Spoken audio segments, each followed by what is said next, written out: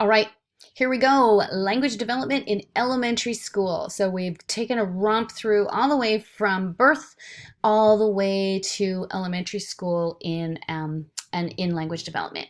Okay, so here we go. So this is from your reading. Again, in Collaborate, we're going to talk a little bit about this. I thought it was just interesting. Women use warmer but no less assertive language than men on Facebook. So what are your comments about that? And is this important to know as future teacher or citizen when you are talking to your female students or your male students? Do they actually use language differently? So again, be ready and Collaborate to have a little bit of a go with that particular reading. Okay, so again, just to get us back going around language development. Look at our little Noah Ritter. He's about 5 at this point, and obviously has some amazing language skills. So let's see what Noah can do in elementary. Okay, so I'm just going to move myself a little bit more out of there. Okay, so basically factors influencing pragmatics, or the sort of practical side of the language, the conversations and narratives, telling stories, things like that. So 6 to 10-year-olds, basically they're starting to be able to manipulate. They've learned how to use language to manipulate behaviors, feelings, and attitudes. So if they have a friend, then they want to play with them, they might say, why don't you come play with me? So they're learning how to manipulate, use language to manipulate other people, which again is kind of abstract. They're also starting to use language for the art of narration or tell stories. If you have a 6 to 10-year-old tell you a story, you can probably follow it pretty easily. Whereas if you have a 3-year-old tell you a story, it's all over the place and big gaps and things like that. But a 6 to 10-year-old will actually be able to go from beginning, middle to end. They also know how to shade conversations. So they're able to move from one topic to another. You know how you have a normal conversation with your friend and you start at one point and you sort of cruise through multiple. 6 to 10-year-olds can also start to do that. They're not super good at it, but they start to understand the ebb and flow of conversations. They also can repair a conversation. So if they are realizing that the person they're having a conversation with actually doesn't understand what they were saying, they actually now have the language ability to go back and reword things or come at it from a different angle. Whereas if you ask a 4-year-old, if you say, I don't understand that, they basically just say the same words and probably louder, right? So they don't know how to repair a conversation when the other person doesn't understand what's going on. They also, they have refined their ability to make indirect requests. So they might say something like, ooh, it's a little cold in here for me, versus saying to an adult, go close the window, which the adult will say, no. Whereas if they say, ooh, it's a little cold in here, the adult will probably go, okay, I'll close the window. So they're starting to, their indirect requests they're getting really quite good at them. Presuppositional skills, as they learn more things about people in the world, they're able to organize concepts for a listener in a conversation who actually doesn't understand the topic. So for example, if you have a 9-year-old explaining the rules of a game that you as an adult have never played before, they actually can explain the rules pretty well, and you can actually play the game based on their rules. Whereas again, think about a 4-year-old trying to explain rules to a game. It just doesn't happen. So that's presuppositional skills. So they start to presuppose things that you're going to need, and then they use language to fulfill that. And story grammar. They start to be able to, if you start to say to a 10-year-old, I need you to talk about plot and character and things like that, they actually kind of know what that is. Okay, let's have a look now at semantic, or their vocabulary, there we go, development in 6 to about 10 or 11 years of age. Basically, they're starting to figure out written language. 6-year-olds are starting to be able to navigate through written language. They are, especially at the beginning of this, their phonemic awareness. They're starting to figure out that words are made up of individual sounds, and that's important that they know that. Their vocab is growing. They understand 80,000 words by the end of high school. Pretty cool. 80,000 words by the end of high school. They understand prefixes, suffixes, and they have a concept of the root word and being able to add on ing, er, all those kind of things in there. They also now have a grasp that words that have all sorts of different ideas. So spatial, temporal. So they're basically able to cognitively deal with any new words. They use chunking, where they actually start to place words into categories. So they might still categorize something as an animal, but then they have subcategories. So like jungle animals, farm animals, those kind of things. So they're starting to chunk in that way. They're using auditory cues. So again, they're using everything they're taking in. So if the teacher is, say this is a tool, they go, oh, I know what all my tools are. So they're using those auditory cues. And they're obviously using visual cues. So they're actually looking at the words, they're looking at the pictures, they're looking at your word wall, and they're starting to build their vocab in that way. Okay, again, I want you to stop me and I want you to listen for the difference in the language of the different ages in this video. They're talking about Valentine's Day, and I want you to just enjoy, but jot down, you can figure out how old the kids are, but just listen to the difference in language development of these. I think it spans about 4 up to about 12. So listen for that. Okay, isn't that amazing? It's not amazing how differently those kids, just their language development and how much they grow across those elementary years. Okay, let's look at conceptual change in semantics development in 6 to 10-year-olds. Basically, one of the biggest things that as they're going through this phase, they're developing the ability to understand figurative language. So again, that's a very abstract kind of concept. So if you say something like, so if we look at the figurative language like metaphors, you could use an example, the girl in the pool is a fish. Well, 3-year-olds would actually be looking for the fish in the pool. But an 8-year-old can go, oh, that means the girl in the pool is a fish. That means that she's actually a really good swimmer. So you can see that's very abstract. Similarly, same thing. You can say sitting like a bump on a log. Sitting like a bump on a log.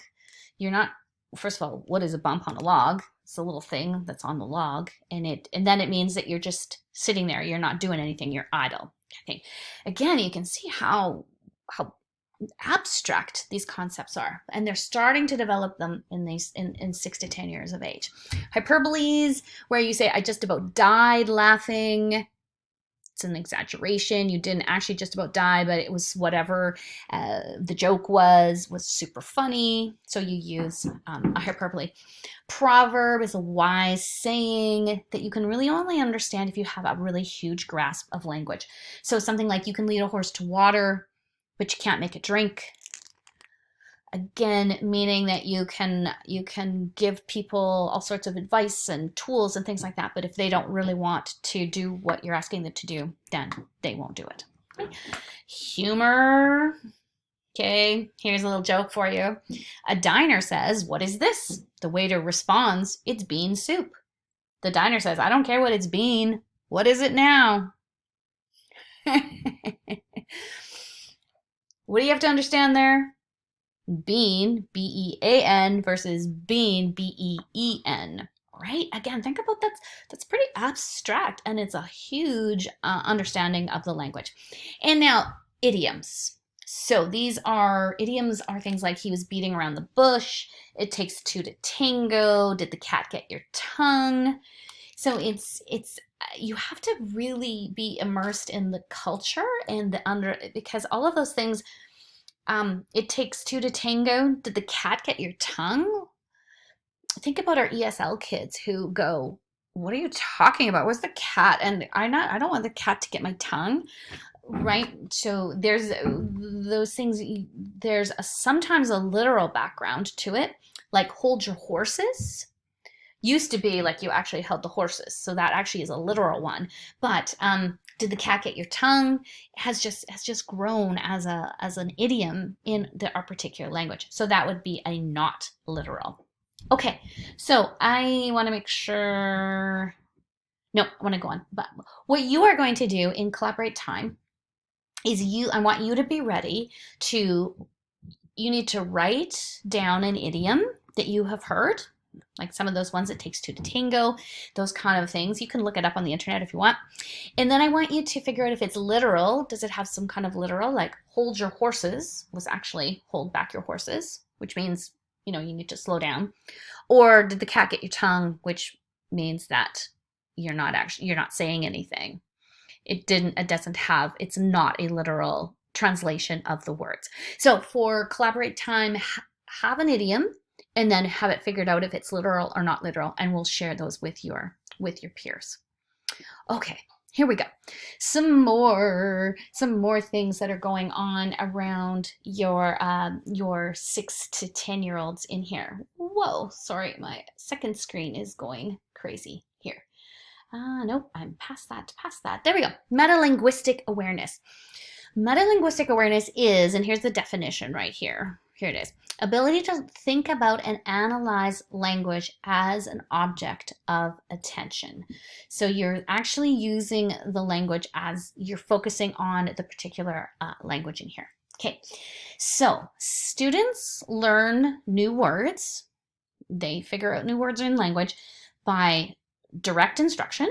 So you actually saying, okay, here's a new word, and then bringing it in to the classroom or introducing it through a text, things like that. There's also contextual abstraction, is where they're using context cues in both spoken and written forms to determine the meanings of the unfamiliar words. So they're using the pictures, they're using the context of what you're talking about to figure out the new words. And they can also do morphological analysis. That's where they're analyzing the roots of the word.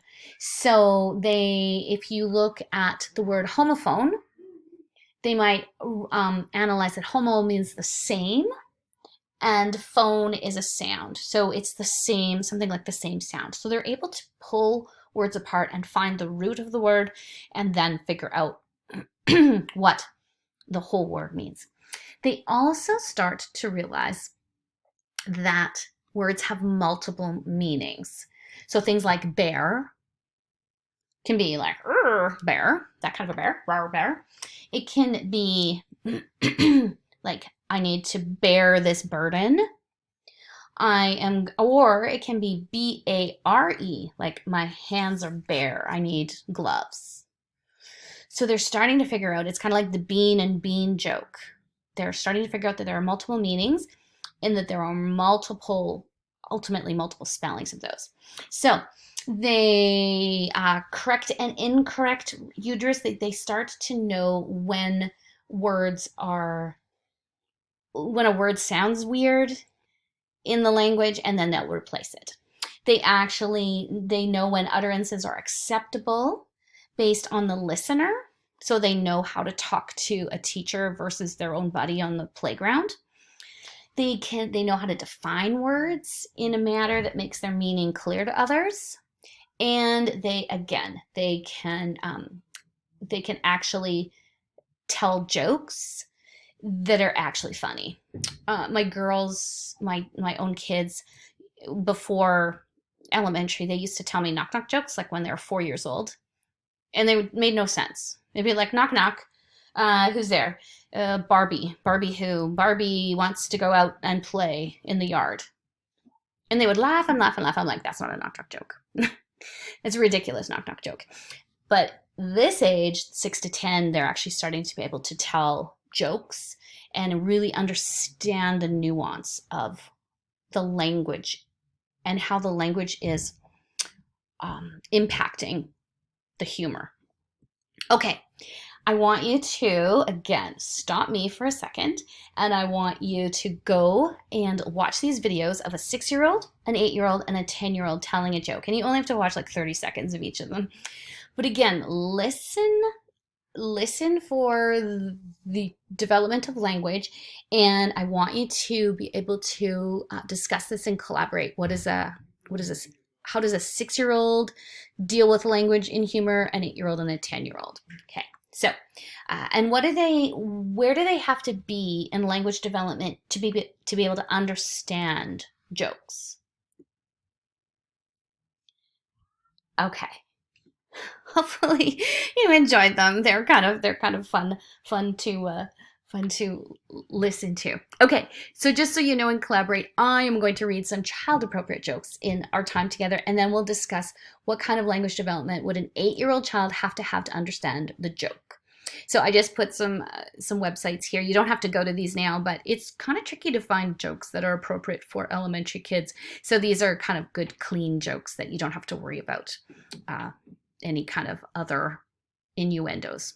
Okay, let's have a look in this last little bit. Let's have a look at oral language in the classroom of 6 to 10-year-olds. So basically, oral language is still the foundation for literacy development and human connection in this stage, and really it is pretty much our whole lives, but oral is absolutely crucial for kids to develop language. It basically helps to make sense of new or challenging concepts by talking through them. So this is how kids actually figure out what's going on. Collaboration, cooperation, group work. Again, they have to be able to orally communicate in a proper manner for them to be able to work successfully in groups. And social skills and interpersonal skills relations are developed through talking. So again, think about an elementary student who really has real difficulty expressing themselves orally. It's tricky to develop those really important social skills at that age. Okay, so let's look at listening in the classroom. Listening is also hugely important, especially at this age, but really throughout all school. It is oral and then listening on the student's side is the most prevalent and important mode of language use. So this is really the listening is the most is really used the most from birth all the way through to junior high, high school, to really construct meaning in the world. Success at school sometimes largely depends on listening abilities. So they need to be able to listen and then actually understand what is being said. There are more directions given than information in school.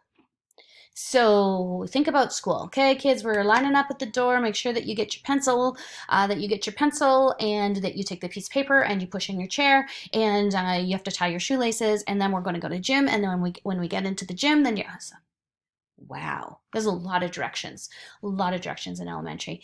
And if a child does not listen and does not actually comprehend what they're listening, there's a ton of confusion. So, for example, if I suddenly said, si vous comprenez le français, venez avec moi en dehors de la classe maintenant, s'il vous plaît. D'accord? D'accord.